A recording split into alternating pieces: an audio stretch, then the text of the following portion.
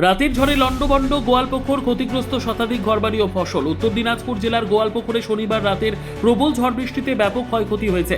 কয়েক মিনিটের ঝড়ে লন্ডভন্ড হয়ে যায় একাধিক গ্রাম, ক্ষতিগ্রস্ত হয়েছে কয়েক শতাধিক কাঁচা ঘরবাড়ি। উড়ে গেছে টিনের চাল, বহু বাড়ির ওপর ভেঙে পড়েছে গাছ। শুধু ঘরবাড়ি নয়, বিঘার পর বিঘা জমির ফসল নষ্ট হয়ে পড়েছে।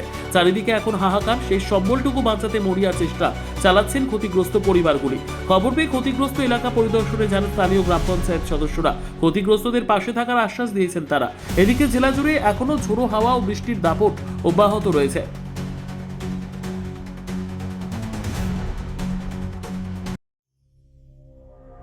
সংবাদটি নিবেদন করছেন স্বস্তিলোক উৎসব ভবন, গঙ্গারামপুর, দক্ষিণ দিনাজপুর। বাবু আমার ঘর উড়ে গেছে রাতে, আমি বাঁচতে পারছি না। রাতে চাই কি আমি মরে যাই, ছেলে পিলে বাচ্চা কাচ্চা লিয়ে। কি হয়েছিল? এইতে ঝড় দুন চলেছে, কোনটা লুকাবো দিশে পাই না। এদিকে চোখের তলে লুকিয়ে গেছি। কি কি ক্ষতি হয়েছে? কি ক্ষতি, সব বিছান কাঁথা সব এলে ঘর বাড়ি উড়ে গেছে। আমি ঘর চাই বাবু রে, আমি ঘর চাই।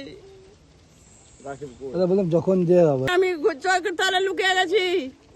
আমার কেউ নেই দুনিয়াতে, আমি ছাড়া কেউ নেই। বাপ মা স্বামী কেউ নেই আমার। কি চাষ? সর্বোত্তম সুযোগ সুবিধে রয়েছে আতিথেয়তায়। সুপরিচিত স্বস্তিলোক উৎসব ভবন অতিথিদের যে কোনো অনুষ্ঠানের জন্য উপযুক্ত ওয়ান স্টপ ডেস্টিনেশন।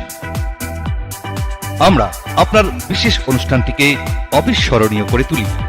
স্বস্তিলোক উৎসব ভবন, শিববাড়ি রোড, গঙ্গারামপুর, দক্ষিণ দিনাজপুর।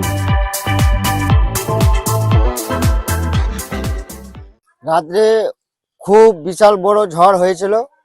আর এই যে আমাদের রাকিম ভাইয়ের ঘরটা পুরোটা উড়িয়ে রাস্তায় তারের উপরে ফেলে দিয়েছে।